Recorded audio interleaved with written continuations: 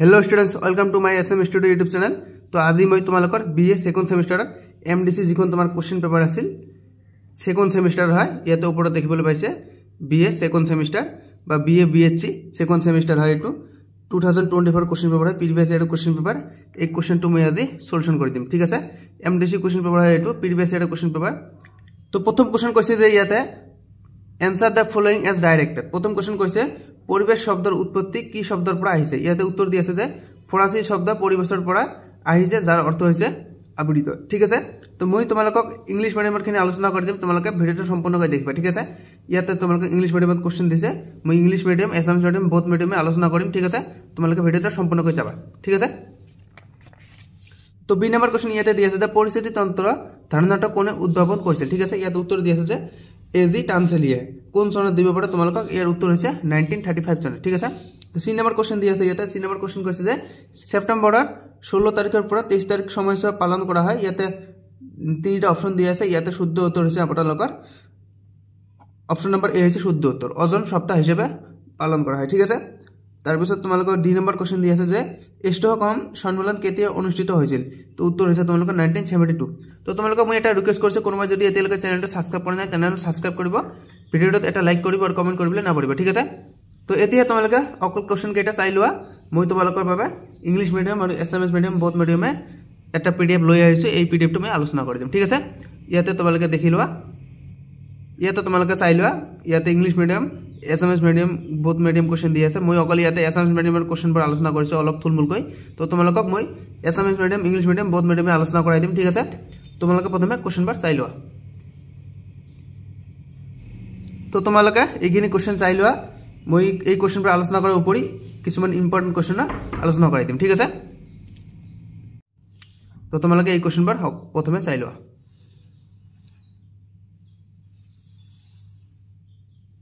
তো ইয়াতে দি আছে degree second semester MDC question paper হয়, এইটো এমডিসি কোশ্চেন পেপার হয়, এইবার মোস্ট ইম্পর্টেন্ট কোশ্চেন হয়।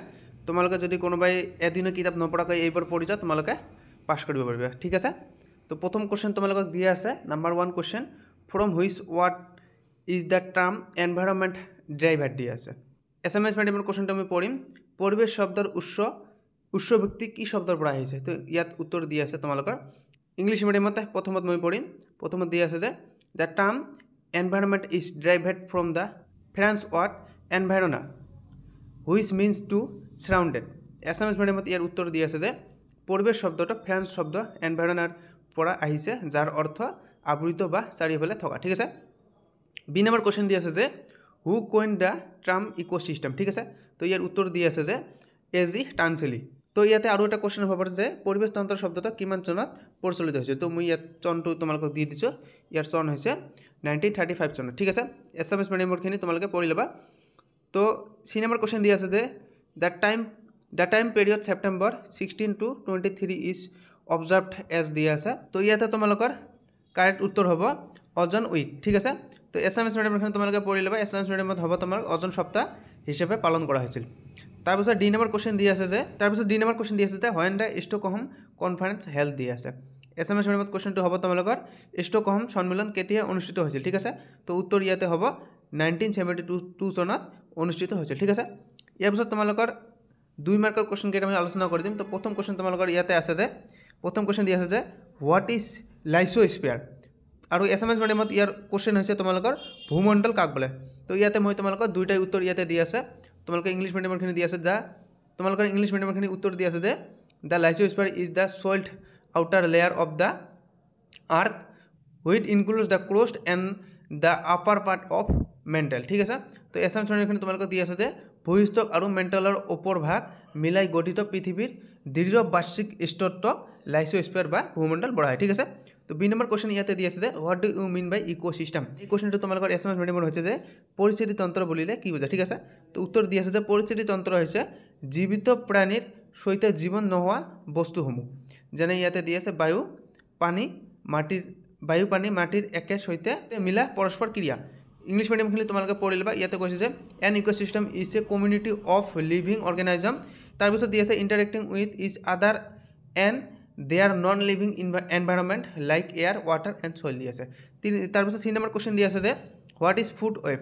এইটো তোমালোকৰ এছএমএছ মিডিয়ামত কয় যে খাদ্যজাল কি ঠিক আছে তো উত্তৰ দিয়া আছে যে খাদ্যজাল হৈছে পৰিস্থিতি তন্ত্ৰৰ ভিতৰত থকা একাধিক খাদ্য শৃংখলাৰ জটিল জাল ঠিক আছে যি দেখুৱায় বিভিন্ন প্ৰাণী কিদৰে খাদ্য জড়িত একে একে লগত জড়িত ঠিক আছে তো ইংলিছ মিডিয়ামে কৈছে যে a food web is a network of interconnected food chains in an ecosystem showing how different organism and related through feeding ঠিক আছে তাৰপিছত তোমালোকৰ ডি নম্বৰ কোৱেশ্চন দিছে যে ডিফাইন বায়োডাইভাৰ্চিটি এইটো তোমালোকৰ এছএমএছ মিডিয়ামত হ'ব জৈৱ বৈচিত্ৰ্য সংজ্ঞা দিয়ে বা জৈৱ বৈচিত্ৰ্য কাক বোলে ঠিক আছে তো উত্তৰ ইয়াতে দিয়া আছে যে জৈৱ বৈচিত্ৰ্য বুলিলে ইয়াকে বুজায় যে পৃথিৱীত থকা সকলো প্ৰকাৰৰ উদ্ভিদ জন্তু আৰু অনুজীৱৰ পৰিসৰৰ বৈচিত্ৰ্য তাৰপিছত ইয়াতে ইংলিছ মিডিয়ামৰ কোৱেশ্চনখিনি উত্তৰখিনি দিয়া আছে biodiversity refers to the variety of all living organism of earth including plant animals and microorganism তাৰপিছত তোমালোকৰ ই নম্বৰ কোৱেশ্চন দিয়া আছে যে mention any two man made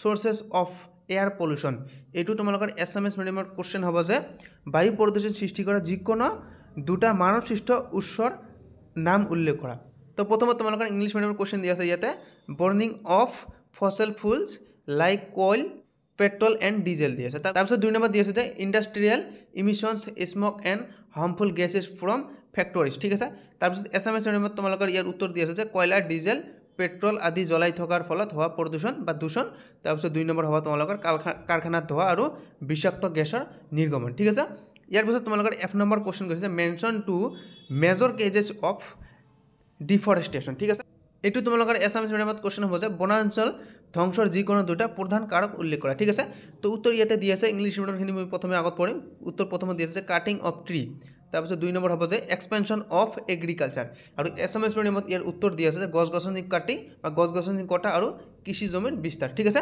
তাৰপিছত তোমালোকৰ জি নম্বৰ কোৱেশ্চন দি আছে যে হোৱাট ইজ এ সইল ইৰোশ্যনছ ঠিক আছে এইটো তোমালোকৰ এছএমএছ মিডিয়ামত কোৱেশ্চন হ'ব যে ভূমিক্ষয় বুলিলে কি বুজা ঠিক আছে তো উত্তৰ ইয়াতে দি আছে যে removal of the top layer of soil by wind or water ঠিক আছে তাৰপিছত এছএমএছ মিডিয়ামত দিয়া আছে যে মাটিৰ শীৰ্ষ স্তৰ বতাহ বা পানীত উৰুৱা বা ধুই যোৱা ঠিক আছে এইটো হৈছে তোমালোকৰ ভূমিক্ষয় তাৰপিছত 8 নম্বৰ কোৱেশ্চন দিয়া আছে যে write any two causes of ozone layer depletion English মিডিয়ামত ইয়াৰ উত্তৰ দিয়া আছে যে ইউজ অফ চিএফচিৰ ফুল ফৰ্ম তোমালোকে জানা যে ক্ল'ৰ'ফ্ল'ৰ কাৰ্বন আৰু 2 নম্বৰ দিয়া আছে যে এয়াৰ পলিউশ্যন ঠিক আছে এছএমএছ মিডিয়ামত ইয়াৰ কোৱেশ্চন দিয়া আছে যে প্ৰথমটো হ'ব চিএফচি আৰু দ্বিতীয়টো হ'ব তোমালোকৰ বায়ু প্ৰদূষণ ঠিক আছে 8 নম্বৰ কোৱেশ্চন তোমালোকে দিয়া আছে যে what do you mean by global warming ইয়াত এইটো তোমালোকৰ এছএমএছ মিডিয়ামত হৈছে যে গোলকীয় উষ্ণতা বৃদ্ধি বুলিলে কি বুজায় ঠিক আছে তো উত্তৰ ইয়াতে দিয়া আছে যে rise in earth average temperature due to green house gases এছএমএছ মিডিয়ামত ইয়াৰ উত্তৰ দিয়া আছে যে গ্ৰীণ হাউচ গেছৰ বাবে পৃথিৱীৰ গড় তাপমাত্ৰা বৃদ্ধি তাৰপিছত যে নম্বৰ কোৱেশ্চন ইয়াতে দিয়া আছে যে mention two conservation measures for natural resources উত্তৰ ইয়াতে দিয়া আছে যে প্ৰথমটো দিয়া আছে যে এফৰেষ্টেশ্যন তাৰপিছত তোমালোকৰ 2 নম্বৰ দিয়া আছে যে ৰিডক ওয়েষ্টেক তাৰপিছত এছএমএছ মিডিয়ামত ইয়াৰ উত্তৰ হৈছে যে পুনৰ বনায়ন আৰু অপচয় এইটো কোৱেশ্চন তোমালোকৰ এছএমএছ মিডিয়ামৰ হৈছে যে প্ৰাকৃতিক সম্পদ সংৰক্ষণৰ দুটা উপায় উল্লেখ কৰা প্ৰথমটো হ'ব তোমাৰ পুনৰ বনায়ন আৰু দ্বিতীয়টো হ'ব অপচয় হ্ৰাস ঠিক আছে 3 নম্বৰ কোৱেশ্চন বা তোমালোকৰ মই ইয়াতে আলোচনা কৰিম এই কোৱেশ্চন বাৰ তোমালোকৰ 3 মাৰ্ক বা 4 মাৰ্ক থাকিব তো প্ৰথমটো কোৱেশ্চন তোমালোকৰ ইয়াতে দিয়া আছে যে what is a biosphere state its characters এইটো তোমালোকৰ এছএমএছ মিডিয়ামত উত্তৰ কোৱেশ্চন হ'ব এই কোৱেশ্চনটো তোমালোকৰ এছএমএছ মিডিয়ামত হ'ব যে জীৱমণ্ডল কি ইয়াৰ বৈশিষ্ট্যসমূহ উল্লেখ কৰা তো উত্তৰ ইয়াতে দিয়া আছে ইংলিছ মিডিয়ামৰখিনি তোমালোকে চাই ল'বা তো উত্তৰ ইয়াতে কৈছে যে biosphere is the zone of life on earth where all living organism exist including land water and air layers that support life তাৰপিছত characteristics of biosphere দিয়া আছে includes all living organism 2 number দিয়া আছে interact with lysosphere atmosphere and hydrosphere 3 number দিয়া আছে supports life through natural cycles like water carbon and nitrogen cycles তাৰপিছত SMS number ইয়াৰ উত্তৰ দিয়া আছে যে জীৱমণ্ডল হৈছে পৃথিৱীৰ জীৱৰ বাসযোগ্য অঞ্চল য'ত মাটি পানী আৰু বায়ুৰ স্তৰবোৰত সকলো জীৱৰ বাস থাকে ইয়াৰ বৈশিষ্ট্য ইয়াতে দিয়েছে প্ৰথমটো হৈছে যে ইয়াত সকলো জীৱন্ত প্ৰাণী থাকে 2 নম্বৰ হৈছে লাইসোস্ফিয়াৰ এটমস্ফিয়াৰ আৰু হাইড্ৰোস্ফিয়াৰৰ সৈতে পৰস্পৰ সম্পৰ্ক থাকে 3 নম্বৰ দিয়েছে যে পানী চক্ৰ কাৰ্বন চক্ৰ আৰু নাইট্ৰজেন চক্ৰৰ দ্বাৰা প্ৰাকৃতিক চক্ৰৰ জৰিয়তে জীৱনক সহায় কৰে ঠিক আছে তাৰপিছত তোমালোকৰ বি নম্বৰ কোৱেশ্চন দি আছে যে right a note on the function of ecosystem এই কোৱেশ্চনটো তোমালোকৰ এছএমএছত হ'ব যে পৰিস্থিতিতন্ত্ৰৰ কাৰ্যৰ বিষয়ে এটি টকালিকা। তো উত্তৰ ইয়াতে দি আছে। তো এইখিনিতে এটা কথা কৈছে, তোমালোকক যদি AC কুৱেশ্যন পেপাৰটো লাগা মই ডেছক্ৰিপশ্যনত লিংক দি দিম, তোমালোকে ভিডিঅ'টো ক্লিক কৰি চাই ল'লে হৈ গ'ল। তো তোমালোকে ভিডিঅ'টো লাইক কৰি দিবা, কমেণ্ট কৰিবা আৰু চেনেলটো ছাবস্ক্ৰাইব কৰিবলৈ নাপাহৰিবা, ঠিক আছে। ইংলিছ মিডিয়ামৰখিনি তোমালোকে স্ক্ৰীনশ্বট মাৰি পঢ়ি ল'বা, মই স্ক্ৰীনত দেখুৱাই দিছোঁ। মই এছামিছ মিডিয়ামৰখিনি আলোচনা কৰি দিম, ঠিক আছে। তোমালোকে ইংলিছ মিডিয়ামৰখিনি চাই লোৱা, চাৰিটা দি আছে। তো মই এছামিছ মিডিয়ামৰখিনি আলোচনা কৰি দিম, ঠিক আছে। তো এছামিছ মিডিয়ামত কৈছে যে এখন পৰিস্থিতিতন্ত্ৰৰ তলত দিয়া কাৰ্যভাৰ সম্পাদন কৰে। প্ৰথমটো দি আছে খাদ্য শৃংখলৰ জৰিয়তে শক্তিৰ পৰিবহণ নিয়ন্ত্ৰণ কৰে। 2 নম্বৰ দি আছে কাৰ্বন, নাইট্ৰজেন আৰু পানী আদিৰ পুষ্টি তত্ত্ব চক্ৰ চলায়। তাৰপিছত 3 নম্বৰ দি আছে জীৱ বৈচিত্ৰ্য সংৰক্ষণ আৰু বাসস্থান প্ৰদান কৰে। তাৰপিছত 4 নম্বৰ দি আছে যে পৰিৱেশগত সমতা ৰক্ষা কৰে, ঠিক আছে। ইয়াৰ পিছত 3 নম্বৰ কুৱেশ্যন দি আছে তোমালোকে। 3 নম্বৰত কৈছে যে explain adjustment of men in different environment on the earth surface. তো ইংলিছ মিডিয়ামৰখিনি তোমালোকে পঢ়ি লোৱা। ইংলিছ মিডিয়ামৰখিনি মই স্ক্ৰীনত দেখুৱাই দিছোঁ। এছামিছ মিডিয়ামত হ'ব তোমালোকৰ এছামিছ মিডিয়ামত এই কুৱেশ্যনটো হ'ব যে ভূপৃষ্ঠৰ বিভিন্ন প্ৰাকৃতিক পৰিৱেশত মানুহে কেনেকৈ সম্বন্ধ সাধন কৰে ব্যাখ্যা কৰা, ঠিক আছে। তো উত্তৰ দি আছে যে পৃথিৱীৰ বিভিন্ন প্ৰাকৃতিক পৰিৱেশত মানুহে বতাহ, ভূগোল আৰু জলবায়ুৰ ওপৰত নিৰ্ভৰ কৰি পৰিৱৰ্তনীয় পোচাক, খাদ্যাভ্যাস, বাসগৃহ আৰু প্ৰযুক্তি গঢ়ি লৈ নিজৰ উপযোগিতা সৃষ্টি কৰে, ঠিক আছে। 2 নম্বৰ কুৱেশ্যন দি আছে যে explain the relationship between population growth and environmental changes. তো উত্তৰ ইয়াতে দি আছে যে ইংলিছ মিডিয়ামত, আৰু এই কুৱেশ্যনটো এছামিছ মিডিয়ামত হ'ব তোমালোকৰ যে জনসংখ্যা বৃদ্ধি আৰু পৰিৱেশ পৰিৱৰ্তনৰ মাজৰ সম্পৰ্ক ব্যাখ্যা কৰা, ঠিক আছে। মই ইংলিছ মিডিয়ামৰখিনি প্ৰথমে আলোচনা কৰিম। তো উত্তৰ ইয়াতে দি আছে যে as population grows demand for natural resources increases this leads to deforestation. তাৰপিছত দি আছে pollution and loss of biodiversity causing environmental degradation. তাৰপিছত অসমীয়া মিডিয়ামত ইয়াতে দি আছে যে জনসংখ্যা বৃদ্ধিৰ লগে লগে প্ৰাকৃতিক সম্বন্ধৰ ওপৰত চাপ বৃদ্ধি পায়। ইয়াৰ ফলত বন নিৰ্মূল, প্ৰদূষণ আৰু জীৱ বৈচিত্ৰ্য হ্ৰাস ঘটায়, যি পৰিৱেশৰ অৱনতি ঘটায়, ঠিক আছে। ইয়াৰ পিছত ই নম্বৰ কুৱেশ্যন দি আছে যে কৈছে write a note on global warming and its effect on environment. মই এই কুৱেশ্যনটো এছামিছ মিডিয়ামত পঢ়ি শুনাইছোঁ। গোলকীয় উষ্ণতা বৃদ্ধি আৰু পৰিৱেশৰ ওপৰত ইয়াৰ প্ৰভাৱৰ বিষয়ে এটি চমুকৈ লেখা। তো তোমালোকে ইংলিছ মিডিয়ামত ইয়াতে দি আছে যে global warming is the raise in earth average temperature due to green house gases like carbon dioxide and methane. It causes ice melting, sea level rise and extreme weather, ঠিক আছে। তাৰপিছত এছামিছ মিডিয়ামত ইয়াৰ উত্তৰ দি আছে যে গোলকীয় উষ্ণতা বৃদ্ধি হৈছে পৃথিৱীৰ গড় তাপমাত্ৰা বৃদ্ধি, যাৰ কাৰণ কাৰ্বন ডাই অক্সাইড আৰু মিথেনৰ দ্বাৰা গ্ৰীণ হাউচ গেছ। ইয়াৰ ফলত বৰফ গলি যায়, সাগৰৰ পৃষ্ঠত উঠি যায় আৰু বেয়া বতৰৰ সৃষ্টি হয়। তো মই তোমালোকক এতিয়া এটা ৰিকুৱেষ্ট কৰিছোঁ, কোনোবা যদি এতিয়ালৈকে ভিডিঅ'টোত লাইক কৰা নাই তেনেহ'লে লাইক কৰি দিবা, চেনেলটো ছাবস্ক্ৰাইব কৰিবা আৰু কমেণ্ট কৰিবলৈ নাপাহৰিবা, ঠিক আছে। তো 1 নম্বৰ কুৱেশ্যন ইয়াৰ পিছত দি আছে যে discuss briefly the factors responsible for water pollution দি আছে। এই কুৱেশ্যনটো তোমালোকৰ এছামিছ মিডিয়ামত হ'ব যে জল প্ৰদূষণৰ কাৰকসমূহ চমুকৈ আলোচনা কৰা। তো উত্তৰ ইয়াতে দি আছে major factors responsible for water pollution আৰু দি আছে ইয়াতে 4টা দি আছে তোমালোকৰ ইংলিছ মিডিয়ামত। Industrial waste released into rivers and lakes. 2 number তোমালোকে দি আছে, 3 নম্বৰ দি আছে আৰু 4 নম্বৰ দি আছে। অসমীয়া মিডিয়ামৰখিনি মই পঢ়িম এতিয়া। জল প্ৰদূষণৰ মুখ্য কাৰকসমূহ হৈছে নদী বা হ্ৰদত শিল্প সংস্থাৰ বৰ্জ্য পদাৰ্থ নিক্ষেপ। 2 নম্বৰ দি আছে গৃহস্থলী নিকা আৰু আৱৰ্জনা পানীত পেলোৱা। 3 নম্বৰ দি আছে যে কৃষিকাৰ্যত ৰাসায়নিক সাৰ আৰু কীটনাশকৰ ব্যৱহাৰ।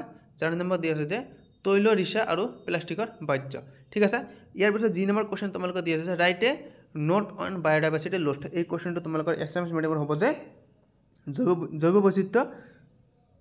জৈৱ বৈচিত্ৰ্য বিনাশৰ ওপৰত এটি চমুকৈ তালিকা। তো ইংলিছ মিডিয়ামত ইয়াৰ উত্তৰ দি আছে যে biodiversity loss refers to the deadline in the number and variety of species it is caused by deforestation, pollution, habitat. তাৰপিছত দি আছে ডেষ্ট্ৰাকশ্যন এণ্ড ক্লাইমেট চেঞ্জ। তাৰপিছত দি আছে biodiversity lost affected ecosystem stability and human survival, ঠিক আছে। অসমীয়া মিডিয়ামত ইয়াৰ উত্তৰ দি আছে যে জৈৱ বৈচিত্ৰ্য বিনাশ মানে হৈছে জীৱ প্ৰজাতিৰ সংখ্যাৰ আৰু বৈচিত্ৰ্যৰ হ্ৰাস। ইয়াৰ কাৰণ হৈছে বন নিৰ্মূল, প্ৰদূষণ, বাসস্থান ধ্বংস আৰু জলবায়ু পৰিৱৰ্তন। ই পৰিস্থিতিতন্ত্ৰৰ স্থিৰতা আৰু মানুহৰ জীৱনক প্ৰভাৱিত কৰে, ঠিক আছে। ইয়াৰ পিছত 8 নম্বৰ কুৱেশ্যন দি আছে যে discuss briefly about the concept of sustainable development. এইটো তোমালোকৰ এছামিছ মিডিয়ামৰ কুৱেশ্যন হৈছে যে বহনক্ষম উন্নয়নৰ বিষয়ে চমুকৈ আলোচনা কৰা, ঠিক আছে। তো ইয়াৰ উত্তৰ দি আছে যে suitable development is a way of development that meets the needs of the parents without compromising the ability of future generations to meet their own needs it involves the balance use the natural resources environmental protection and economic growth দি আছে অসমীয়া মিডিয়ামত ইয়াৰ উত্তৰ দি আছে যে বনক্ষম উন্নয়ন হৈছে এনে এটি উন্নয়ন প্ৰযুক্তি যি বৰ্তমান সময়ৰ প্ৰয়োজন পূৰণ কৰে আৰু ভৱিষ্যত প্ৰজন্মৰ প্ৰয়োজন পূৰণৰ ক্ষমতা অক্ষুণ্ণ ৰাখে এই উন্নয়নত প্ৰাকৃতিক সম্পদৰ সঠিক ব্যৱহাৰ পৰিৱেশ সংৰক্ষণ আৰু অৰ্থনৈতিক উন্নয়নৰ সঠিক সম্বন্ধ থাকে ঠিক আছে ইয়াৰ পিছত তোমালোকৰ 4 নম্বৰ যিবোৰ কোৱেশ্চন আছে এই কোৱেশ্চনবোৰ তোমালোকৰ এটা কোৱেশ্চনত তোমালোকৰ 10 মাৰ্ক কৈ থাকিব তো তোমালোকে ভালদৰে চাইলে প্ৰথম কোৱেশ্চন কৈছে যে define environment and briefly discuss about the component of the earth environment system এই কোৱেশ্চনটো তোমালোকৰ অসমীয়া মিডিয়ামত হ'ব যে পৰিৱেশৰ সংজ্ঞা লিখা আৰু পৃথিৱীৰ পৰিৱেশ ব্যৱস্থাৰ উপাদানসমূহৰ বিষয়ে চমুকৈ আলোচনা কৰা ঠিক আছে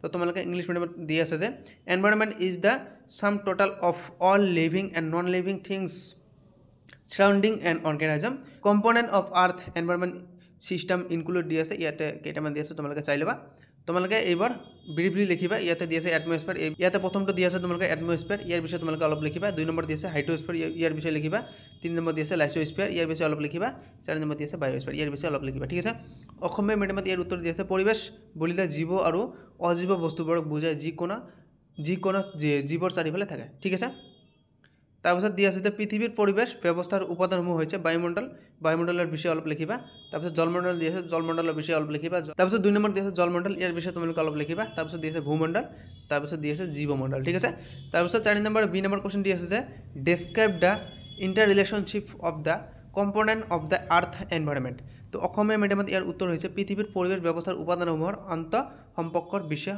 বৰ্ণনা কৰা ইয়াত উত্তৰ তোমালোকে দি আছে যে ইংলিছ মিডিয়ামত ইয়াত তোমালোকৰ ইংলিছ মিডিয়াম এছামিছ মিডিয়াম দুইটাৰ উত্তৰ দি আছে তোমালোকে মই স্ক্ৰীনত দেখাই দিছোঁ পঢ়ি ল'বা ভিডিঅ'টো লং হৈ যায় পঢ়িলে তোমালোকক স্ক্ৰীনত দেখাই দিছোঁ স্ক্ৰীনশ্বট মাৰি পঢ়ি ল'লে হৈ গ'ল ঠিক আছে মই প্ৰথমে ইংলিছ মিডিয়ামখিনি দেখুৱাই দিছোঁ ইয়াৰ পিছত এছামিছ মিডিয়ামখিনি দেখুৱাই দিম এইখিনি হৈছে তোমালোকৰ এছামিছ মিডিয়ামৰ ঠিক আছে এতিয়া তোমালোকৰ 4 নম্বৰ সি নম্বৰ কোৱেশ্চন দি আছে যে define pollution of briefly discuss about the causes and control measures for water pollution ঠিক আছে তাৰপিছত এই কোৱেশ্চনটো তোমালোকৰ এছামিছ মিডিয়ামত হৈছে যে প্ৰদূষণৰ সংজ্ঞা লিখা আৰু পানী প্ৰদূষণৰ উদ্ভৱ আৰু নিয়ন্ত্ৰণ ব্যৱস্থাৰ বিষয়ে চমুকৈ আলোচনা কৰা তো এইখিনিৰ উত্তৰ তোমালোকৰ ইয়াত দি আছে যে pollution is the introduction of harmful substances into the environment that cause adverse effect দি আছে কেজ অফ ৱাটাৰ পলিউশন দি আছে তাৰপিছত নম্বৰ 1 দি আছে ইণ্ডাষ্ট্ৰিয়েল ৱেষ্ট 2 নম্বৰ দি আছে 3 নম্বৰ দি আছে এগ্ৰিকালচাৰেল 4 নম্বৰ দি আছে অইল স্পিলছ দি আছে এইবোৰ তোমালোকে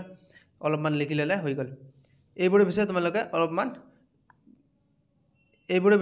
অলপমান ব্ৰিফলি লিখিলে হৈ যাব ইয়াৰ পিছত তোমালোকৰ এছামিছ মিডিয়ামৰ এনসাৰখিনি আলোচনা কৰিম ইয়াতে দিছে যে প্ৰদূষণ হৈছে পৰিৱেশত ক্ষতিকাৰক পদাৰ্থৰ প্ৰৱেশ যাৰ ফলত প্ৰবল প্ৰভাৱ পৰে এইটো ক'বল নহয় প্ৰবল হ'ব জল প্ৰদূষণৰ কাৰণসমূহ ইয়াতে দি আছে তোমালোকে চাই ল'বা ঠিক আছে তো আজিৰ ভিডিঅ' এইখিনিয়ে তোমালোকৰ যদি ভিডিঅ'টো ভাল লাগে তেনেহ'লে চেনেলটো ছাবস্ক্ৰাইব কৰিব ভিডিঅ'টোত এটা লাইক কৰিব আৰু কমেণ্ট কৰিবলৈ নাপাহৰিব ঠিক আছে বাই বাই টেক কেয়াৰ